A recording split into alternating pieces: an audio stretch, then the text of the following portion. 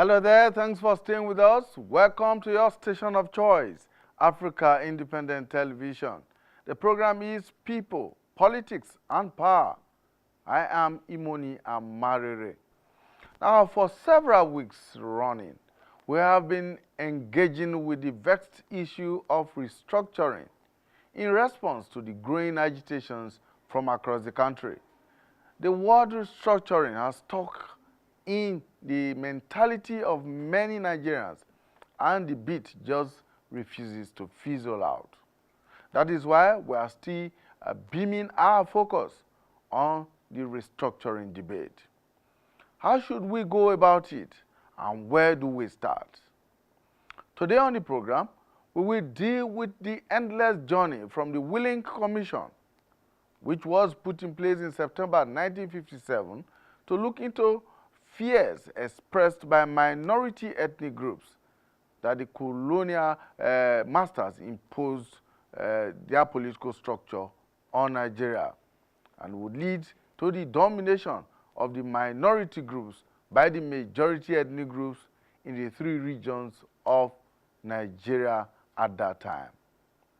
We have reached out to the former secretary, Pro-NACO Constitution Drafting Committee, a legal practitioner and general secretary of the Lower Niger Congress, LNC, Tony Nnadi, to interrogate this issue with us.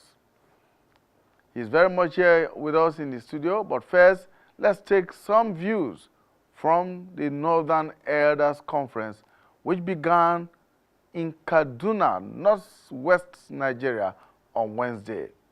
The Northern Leaders Conference was put together to articulate the North's position on restructuring in Nigeria.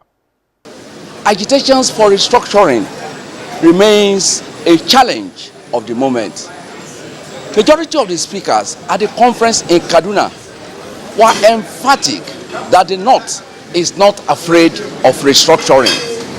Northern Nigeria is not afraid of restructuring. What we believe in is that we must engage our people, hear their views, aggregate their views, and then respect process and procedure.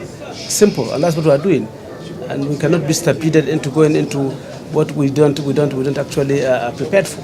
We are on for it. Ango Abdullahi, a professor and an influential member of the Northern Elders Forum, traced the controversy over restructuring to the power rotation arrangement, which, according to him, is being observed in breach.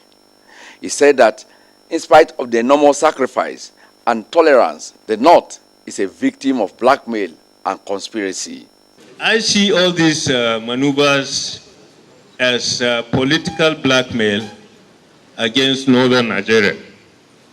And this is not something we are not prepared to tolerate anymore. A former lawmaker, Usman Bugaji, who is the convener of the conference, set the tone for discussions as he stated that the conference is an exercise in internal self-evaluation, although he left no one in doubt that the North is prepared to negotiate with other geopolitical zones. For in the midst of this debate, there are calls for using the reports of the 2006 and 2014 so-called national conferences. How can we forget that these are conferences designed to achieve predetermined results that exclusively serve the personal ambition of one individual and his cabal? The strong feminine voice at the conference raised the issue of leadership failure, a submission that drew loud applause from the participants. The problem is with the leadership. It's not with the structure of Nigeria. That what is important, side by side with the restructuring debate, is to look at the very negative statistics that the North currently parades, particularly in the area of poverty, education, and healthcare. Of course, Dr. Bukaje has alluded to this by stating the huge number of our youths that are out of school. it is his belief that we all as leaders must concentrate on reversing this very negative and ugly set of statistics. Former Vice President Atiku Abubakar did not shift his position on his clamor for devolution of power and responsibilities from the government at the center, which he believes is too powerful at the detriment of the federating states. The concern of religious leaders is the desirability of freedom of religion. We are better united, we are stronger united, we are more prosperous united than being divided. Whatever restructuring that is going to be made, let it be known that all forms of worship, whether Islamic or Christian worship, must be respected and must be given a place. The conference ends on Thursday. Let's also take a quick look at the position of some leaders in the South and in the Middle Belt. Their take is that Nigeria must be restructured on the basis of the recommendations of the 2014 National Conference. The tragedy of our country is that divisions do not allow us to disaggregate emotions from realities. We've had a constitutional conference in 2014, no matter how contrived. Some say they were not elected, some say that they were not equally representative. Whatever it is, it was the people of Nigeria from all the constituent parts of Nigeria, and very knowledgeable people, chaired by a former Chief Justice of Nigeria. They produced a document. That document has been requested by the National Assembly. Nobody has given it to them. 2 years and a few months into this administration, nobody has. Nobody has brought, it is not even sold for us to buy, to synthesize. What did these people waste our resources and our money and their time and energy to put together for our country? Several billions of naira. Precisely. It is all wasted. That's intellectual work. And these people burnt midnight oils. They went into serious negotiations to see what would be acceptable to every part of Nigeria. It is dumped in the dustbin of history. That is unpatriotic in my view. That is a starting point. Because if we had those conclusions, we could bring those conclusions as the basis for debate. And we are saying the condition you have now that is causing trouble is created by the military in 1966, not before. And we say go back to what brought us together until the military separated us. That is what all the religions, all the members in the South are saying. And we are farming this in the Western region. That the Yorubas, that is where we are.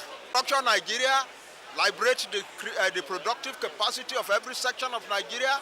Let prosperity return to the lives of Nigerians. That's the way forward. That's what the Yoruba people demand. We do not want to live in a country that is declining perpetually. We want to live in a country that has a chance to progress and to become a great country in the world. It's inevitable. Because the truth of the matter is that since 1914, there has been only one constitution made by the civilians, and that is the 1963. All the constitutions that came after 1963 were military donations.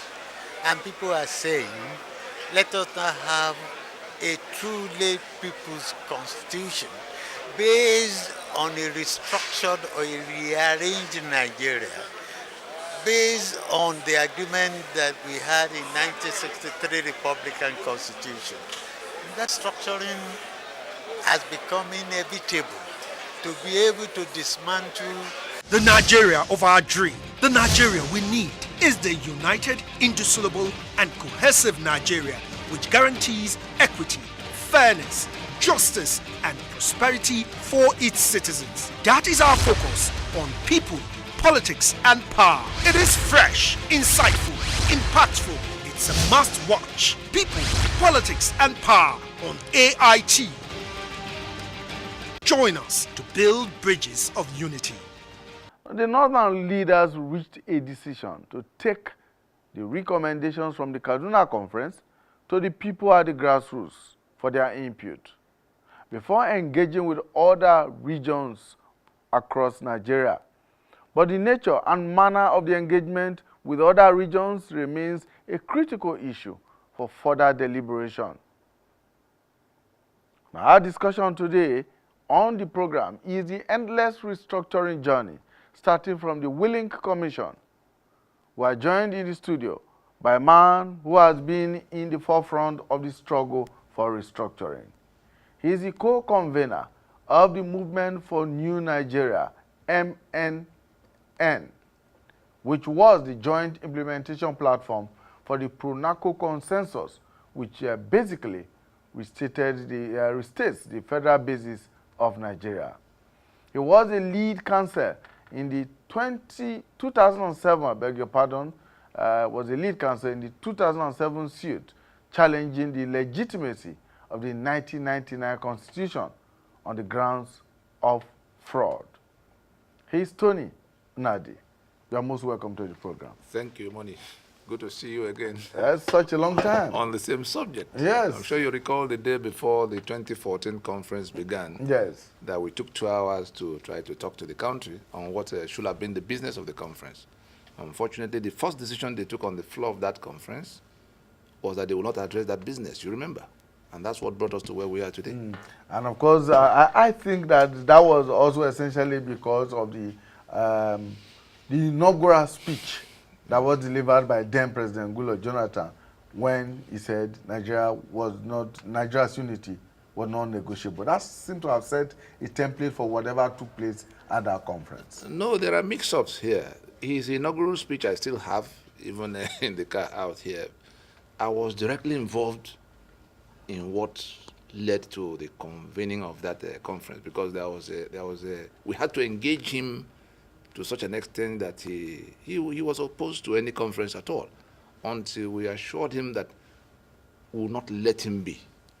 That if we do not address the matter at that time, we will lack a moral justification to raise it any higher than we're raising with him, with anybody that comes thereafter. It was a big fight, but somehow, the statesman in him took over at the point he convened the conference. His speech simply, if we were to summarize that speech in terms of the mandate, he said that the meeting was being convened to examine the reason why the cohesion that should have held the country together had not been in place, and that it was, the language of it was one in which you could see that there was no inhibition on what could be addressed by the conference. It was the conference itself that took that decision. You remember, it was the first resolution that they took. If the president said they should not go that way, it would have been, they wouldn't have needed to debate it. They debated it, and the conservative north and the renegade wing of the southwest at the time, just with their eyes on election and nothing else, decided to shut out the business of that conference so that they could proceed to election.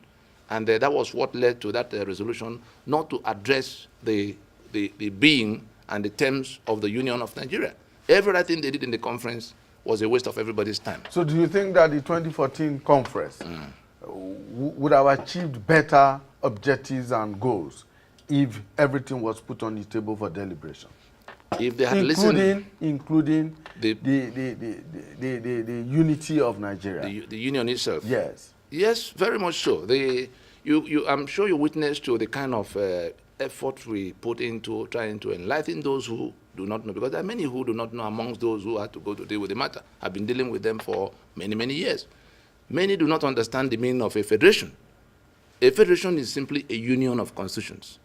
Nigeria became one country as a federation. If it was not going to be a federation, it would not have been one country. You remember that it came to where the motion for independence was moved in 1953, and the northern delegation at the time to the northern representative blocked it because they were not ready. And it was like the union would not be except certain conditions were met. And there were 8 conditions listed by the leader of the North at the time, Ahmadu Bello. Those 8 conditions became the definition for the kind of federal structure that was adopted by Nigeria in 1954 as basis of the union becoming one. And it is those same 8 points of insistence that define the campaign, the demand for restructuring today. We went into it because it was just a matter of the degree of autonomy that the regions will accept to lump them, because these were sovereign units at the time. You remember the Constitution of Western Region came into being in 1956. The one of the East followed. Then 2 years after, the one of the North came. These constitutions were like Germany and France and Portugal that will go into a European Union. And it was the unionization. First was the distillation of the constitutions that will federate. That's what we mean by union of constitutions. They are coming with their sovereignty and their people into a larger union for economy of scale, nothing more. And in going into that, at any point in time, you went away from, you tampered with that foundational basis of being in one union. You don't want that federation anymore. And that was what happened to Nigeria in 1966, when by the accident of the coup of January, those constitutions, the military administration that emerged had to do something to hold the place together from going up in flames. But and brought us the unitary system of governance. No. What Ironsi did in January 1960, because there's a lot of revisioning going on, what he did was it was only the administrations of the regions that were replaced by military administrators who then constituted the Supreme Military Council just to restore some kind of order. He did not tamper with the structure of Nigeria. It was on May 27, 1967, that the structure of Nigeria was tampered with for the first time by Yakubu Gowon, when he created 12 states. But once Ironsi took over and suspended the existing constitution and appointed military administrators in the regions, it was a done deal that the constitutions of the regions themselves were also suspended. Ironsi did not fall from the sky. Ironsi was a product. The young people who, the Nzogwa and co that went to do the coup, didn't get to power. Ironsi himself was listed to be one of the victims of the coup, but somehow he had survived, and he was the head of the army, and it fell on him to restore order to the country as the one who could do so. And I mean, it became the business of the military to do so.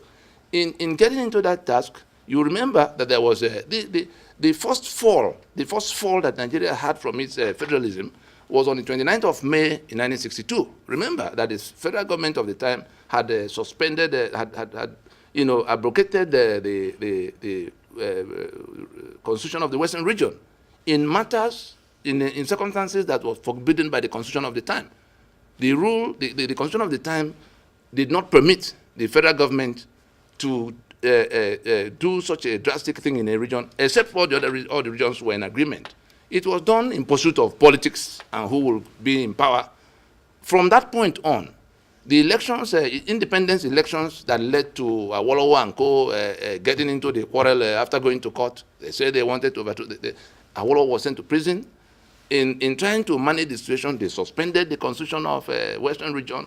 Then, without the appointed sole administrator, people were still resisting that. Then the elections of 1964 came, just like they are trying to drive to 2019 election now, with a burning constitution, with a constitution that has been rejected across board, but for a small stretch of the country in the uppermost part. The rest of the country had repudiated that constitution as basis of Nigeria. That was what the Yoruba went to do in Ibadan on 7th of September in a solemn assembly.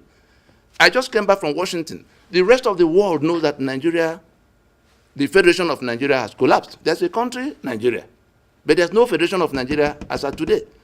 If large chunks and sections coming to almost 3/4 of the country could be going to every part to say that this basic title deed is no longer the basis of our union, because our signatures were forged and put on top of a document we did not make. I'm a lawyer of 26 years. I do not know any other definition of a forgery than somebody doing something and alleging that it was done by another. Say, we the people. And it may look like semantics to some, but with that reality that we did not make that document as claimed in that preamble, that document is like the check you did not sign, getting to a bank to be cashed, and you coming in for another transaction, and the bank finding out that you didn't sign the check. That is the kind of instrument Nigeria has in its hands for selling 3 million barrels of crude oil belonging to people who are protesting the forgery of their signature. That's what the whole resource control business and the agitation that it has spawned, that's what it represents. The people are saying, at what point did we, commit our lands and our people into this process? Asari was before a court, being arraigned for treason, and I was involved in that case. I'm counsel on record in that suit, and that was what we had to tell the court, that as a judge, he was plaintiff himself and was Rika at the time. We had to put them as plaintiffs in that suit against the legitimacy of the Constitution for Nigeria to come to show them the instrument, because the Supreme Court on the 5th of June, Supreme Court of Nigeria did deny Asari bail on account of that preamble to that Constitution. Supreme Court actually said in that judgment that you, Asari, had gone outside what we, the people, they quoted that full preamble as basis of the treason that had to be sustained against the one who had gone with his people outside that preamble that we, the people, agree. And it's just a matter of falsehood and forgery. You cannot anchor any benefit on a forgery. The moment a forgery is discovered, it collapses. Okay, we will come back to the Constitution itself much later. But let's go back to 1957. Yes. When the minorities, various minority groups in Nigeria expressed fears about possible marginalization by the majority groups, which of course led to the setting up of the Willink Commission by the colonial masters at that time. Now, fast forward to 60 years after. We are back in the discussion. We are back in the discussion, but this time it's not just the minorities that are expressing fears, that are complaining. Even the majority groups are complaining. The problems we must resolve now is like something that required a minor surgery at the initial time. Then you ignore it, say, well, it will go away. Then it began to require a major surgery. You still did not carry it out, saying, look, we can't do this surgery. This person will suffer pain or some kind of inconvenience. It comes to where even a major surgery will not solve the problem. There are vertical aspects of this problem. There are horizontal aspects. There's also the diagonal that was never seen. The vertical is one in which there's the apex, the middle, and if you go back to Ahmadu Bello's 1960 battle script, in the week of independence, when the rest of the people were celebrating what they thought had become freedom from colonial rule, Ahmadu Bello, was celebrating something else with his lieutenants in northern Nigeria. And he says to them that the new nation called Nigeria should be an estate of our great-grandfather Uthman Dan Fodio. That we must not allow a change of power. We use the minorities of the middle belt as willing tools and the South as a conquered territory. Never allow them rule over us, never allow them have control over their future. This one paragraph has defined all of everybody, because he said we must ruthlessly prevent a change of power in the second line. That has defined everything that had happened to everybody and putting us in that stratified state where there are owners of the enterprise, there are willing tools, the middle belt, the Danjmas and the Gowans of this world who had to go to beat down the rest of the Southern slaves. And the rest of the South are slaves according to that script. And when you look at all of how we arrived at where we have come, from 4 regions, the 3 regions that are federated, to 36 states now, you begin to count all of those who created the structures that have now turned unworkable. Between Gowon, Murtala Mohammed, Ibrahim Bangida, Sani Abacha. Where were the officers from the rest of the country? That's the question I needed to ask. Where were the politicians from the rest of the country? Soldiers were in charge. At the time, soldiers were in charge. Ahmadu Bello allegedly made these statements? Well, it's not a matter of allegedly. It's I've seen the records myself because we had to get into the archives to find out what happened when we were not there, because we now have to deal with them. If you don't know how it came, you may not be able to solve it. The quotation I made was reported in a Parrot newspaper of 12th October 1960. Going by the technology of the time, you could be sure that it happened around the celebrations for October 1st. Now, back to what led to that, yes, in which the other people could not do anything. Exactly. The documents of amalgamation that the Lower Niger Congress has in its possession, some of which predated Nigeria from all the treaties that they signed, at the time they were dealing with the colony of Lagos, oil rivers, that they aggregated and consolidated in 1914 into one title document that became the Amalgamated Union.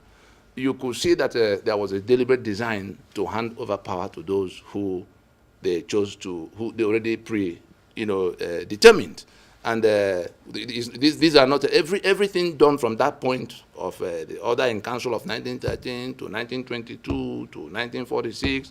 Everything was done to retain the original intention of the British to have this place under their control by proxy of the people they empowered, and they gerrymandered all of what geography and history will have prescribed for the situation. Therefore, there was no doubt that something was done to, hold the bar up against one part and hold it down against the other. But by the time it got to discussing the kind of union they could go into, of course, I already talked about the 1953 motion that was blocked, and what happened in 1954 to become the definition of the basis of Nigeria. Anybody who wants to solve this problem today must bear in mind that we're talking about vertical, horizontal. The vertical is that master, middle, the enforcers, and the slave. The horizontal is one in which you are talking about territory now. As you come from the 12, predominantly Muslim states of the north, Sokoto going to Maiduguri, you see a civilization that is rooted in feudalism, that had Sharia at the core. I mean, they preferred Sharia. Nigeria is the one imposing democracy on them. If they were to demand their rights for self-determination, it is what Boko Haram is saying that they will be saying, because Nigeria had not gone to find out from them whether this democracy is what they prefer, or the Sharia that is mutually exclusive with democracy and constitutionalism. So you are offending them in that regard. You come further down, the middle belt, and that brings us to the Willings Commission, because that's some of the things that are now having to be resolved. The Willings Commission did not deal with only the Niger Delta, like many people think. The Willings Commission, in dealing with the minorities, looked at the middle belt. You remember Joseph Tucker and all the commotions that became the thief riots of the time, and even before then. The middle belt, who are predominantly Christians, refused to be part of that northern region going into independence. They wanted a middle belt region because of their change. What Willings Commission did, which has been tampered with now, and which is going to bring its own consequences, was they said it was Sharia that the middle belt was rejecting in refusing to go with the rest of the north. A compromise was reached to say that there's something they call a penal code that was something you could use to resolve the issue, to still allow one region have Muslims in one part and Christians in the other, because it didn't go to criminalize everything that the substantive laws of crime of the country did not criminalize. Now they had to put the Sharia aside as basis. Sharia was removed from the table as basis of the middle belt being part of the northern region. The moment in year 2000, those 12 contiguous states that ran from Sokoto to Maiduguri simultaneously passed Sharia. They had repudiated the basis of being in a federation with that part that had to. And if you do not go to resolve that, it's a matter of life and death, whether anybody admits it or not. We have seen that there seems to be an obligation of faith to kill the infidel. The adherents of one faith owe it a duty to their faith to kill the non-adherent. That's Sharia. Will it be correct to assert that from Sokoto, which is in the northwest, to Maiduguri, which don't is in even the use any of the terminologies Nigeria brought subsequently. No. I mean, those are subsequent terminologies. But I mean, it simplifies what we're trying to say. Across from Sokoto to Maiduguri, that these are homogeneous peoples. No, not homogeneous religion, because there are also minorities. Very much so. Very much so. In these areas, you can't solve any problem. Who probably do not also have a homogeneous religion or a homogeneous culture or even language. Are there no Christians in Saudi Arabia? Are there no Muslims in Israel? You come to where you solve it. If you can't solve 100% of any problem. If from solving even 10-20% like Nigeria is battling, you're able to solve 70, you're able to solve 90%. It gets better if it's 95, because that's the kind of figures you begin to see when you go that far. Now, the Williams, as it relates to the restructuring being talked about now, the Williams Commission talked about what to do with Nigeria. Forget about Oloibiri of Nnadi. The British have sold our oil for about 50 years before declaring Oloibiri. You've been to Owerri before. There's a place called Shell Camp in Owerri. Yes. Shell was headquartered in that place for 42 years before going to Port Harcourt in 1960 in the period of independence. It was Emma Okpara that bought the property from them. And what was Shell doing in that massive place for that length of time? If the story will have to begin with Oloibiri, like all the other lies, including we, the people making a constitution we never discussed, these guys knew what they were doing, and they knew that those who owned that asset would wake up to ask questions. They wanted something that would settle that question up front by asking that things be done for them, which would then be used to pacify them when they begin to make trouble. The people they handed over to in 1960 did not see it that way. Nothing was done. When did Isaac Borough turn up?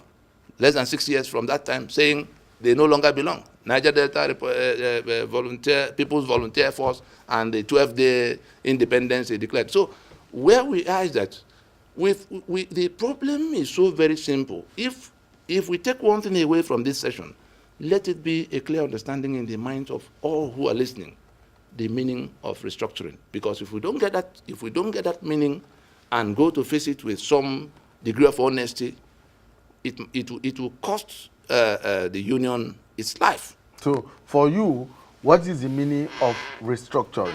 Because I asked that question like you have rightly said. Yes. There are different meanings and different perspectives, different interpretations of restructuring. What it simply means is a demand by a majority. If you go to referendum now, you will find no less than 80%. A demand by a majority to return to what we agreed upon at the point of becoming one country, a federation. We ceased to be a federation in 1966, and it got formalized, it got executed in a manner that seemed irreversible from May 1967, and it had gotten worse. It was worsened by every subsequent creation of states. We are now at 36. Is it realistic to actually go back to 1963? No. What is in principle? What we did in Pronaco, and I didn't just saunter into Pronaco. It was because we had dug through the archives. Enohoro was there to tell us what we didn't know. The balance came from records that surprised even himself. There were documents I showed Enohoro of things that were classified at the time they were entering into what became Nigeria. And he said that if they had 1/4 of those documents, that there would have been no basis of settling into being one union, because there's no other way to solve than to reconstruct the union from that point of deceit occasioned by those who put us together. Now, how does that play? The restructuring is like a reconstruction. Let us go back to what we agreed upon, in which the constitutions that will federate, it's just a matter of the autonomy, the degree of autonomy that can take care of the cultural and socio-political differences that predate Nigeria. If what Nigeria has done is to sweep all of those underground and hoping that they can manage. However, nobody's going to be able to manage it. You can see on all the indices that it's not being managed. There's no managing of it except we go to address it. And in practical terms, because if we say let's go back to 1960 or 1963 constitution, it doesn't automatically remove all the states that have been created from the surface of the earth. No, it only means that the exclusive list, two things, and Bola had defined it for us, that the business we have to do to put Nigeria back on its legs is to first decide whether we want to continue in the union, and that question must go to those who will be federating, because he was conversant with the meaning of a federation. Some of the professors and senior advocates we have these days and political philosophers do not even understand that meaning of federation anymore as a union of constitutions. You cannot say you have a federation with one constitution. And I see my seniors in the profession, Professor Benwabeze particularly, talking about how he crafted a draft in 1976 that became 1977 Constituent Assembly, and then became 1979 Constitution, which was carried forward in 1999, one constitution for a federation. It's an anomaly, it's unsustainable. Those whose constitutions have been suspended, all those wise, the owners, the owners of the union, that is the sovereignties that were suppressed in all that time of suspending, from that time of suspending the 5 constitutions that defined the Union of Nigeria, the Federation of Nigeria, are now agitating to have their sovereignty back and negotiate what they want to give up as a part of being in a union with the rest of the people. Let us take it from the perspective of what Yoruba went to do in Ibadan, the 7th of September. You remember that before then, there was a Yoruba National Assembly that had declared 3 things. June 24th, that they reject the 1999 Constitution as basis of Nigeria, that they reject any further national elections in the territory, in the Yoruba territory, on the basis of that Constitution, because it can only renew their enslavement in Nigeria. But more importantly, that even before they become available for discussing restructuring with the rest of Nigeria, they must get a mandate from the Yoruba populace recommitting to the union by referendum, internal regional referendum. How that plays out, you understand? Yes. It is because they want to reestablish that constitution, that kind of constitution that Awolowo had, by which he performed the miracles he performed. That kind of constitution that Obara had, by which he performed the miracles performed in Eastern Nigeria. That kind of constitution that Ahmadu Bello had. They didn't quite fail. As others were building University of Ibadan and UNN, Ahmadu Bello was able to put up Ahmadu Bello University, and all kinds of things that every region was trying to compete with the other. If we go back to that as the working document for today, the first urgent thing that Nigeria must do, if anybody is still willing to have a federation, is what South Africa did in 1990 under Frederick de Klerk, to announce that this constitution has been rejected across board. We are not anarchists. In the suit we filed in 2007, we had asked the court to order the defendants, that's the government, the president, and all of that, to within a period of 18 months, remain in office. Let all those who are already elected, our quarrel is not with the president or the governor, let them, including senators, let them all remain in office. Let us go to that surgery that Nigeria could still undergo today. Because if you don't... Would that be the major surgery? The major surgery in that announcement, in that acknowledgement that the people, the owners of these sovereignties that have been suppressed did not make this constitution, the document is put aside. They have been mixed up so much. We've been here for 100 years. Well, yes, if that document is put aside, if it's put aside, what would then be the basis of the continued existence of the union? No, putting aside is to acknowledge that it has to be changed. That was exactly what South Africa did with apartheid constitution. They had a parliament. They didn't go amending apartheid because it was based on a wrong philosophy of master and servant. There's no single difference between what we are complaining about now and what South African blacks were complaining about at the time, because the only thing was that theirs, it was the Boers and then the black owners. Here we have the Fulani and the rest of the people. aided by their British friend, to impose everything on the rest of us. What's the solution? To accept that there can be no permanent master and servant, and therefore put aside the instruments by which all that master-servant relationship is being maintained, and then there's still sufficient goodwill for people to, come to work out how we restore what we originally agreed upon. And if the working document becomes the 1960 or 1963 constitution, the Yoruba will take the their own regional constitution. They already know the relationship between the Egba, the Jesha, the Ijebu, you understand, among themselves. Back home, you can see they've done their integration. They will work out something that will accommodate all of what has been created in terms of states among themselves. And they will come with a charter. Because it will not take more than 6 months to do. Yeah, because the eastern side, the lower Niger, the structure that existed in 1963 yes, is not the same structure that is in place today. No, that's so what I'm saying. How will, for instance, the Yorubas take the 1963 constitution and adapt it to today's realities? The states have been created. There were sentiments that led to the creation of those states. There are even more demands in Ijebu state and all of that. But if Nigeria were to make that announcement today as the first step to saving its union, what we are saying that it must happen in 2 stages.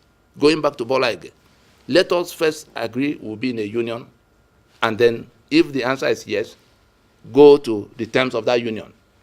That is the only logic that can bring us back to being a federation. If anybody is thinking that they will call one meeting and then everybody will gather in Abuja and we begin to argue amongst ourselves who gives and who takes in a situation of more than 300 and something languages and cultures, is going to end like all the other conferences before it. And including the 2014 conference. That one collapsed before it started. You remember I was part of how it came about, but I refused to come when I saw the terms of reference, that the outcome will be will be taken to National Assembly. The National Assembly is like the management of a company. The National Assembly institution is the memo and articles of a company is in the same position as the constitution to a country. The National Assembly is like the management of a company that is now, appropriating the right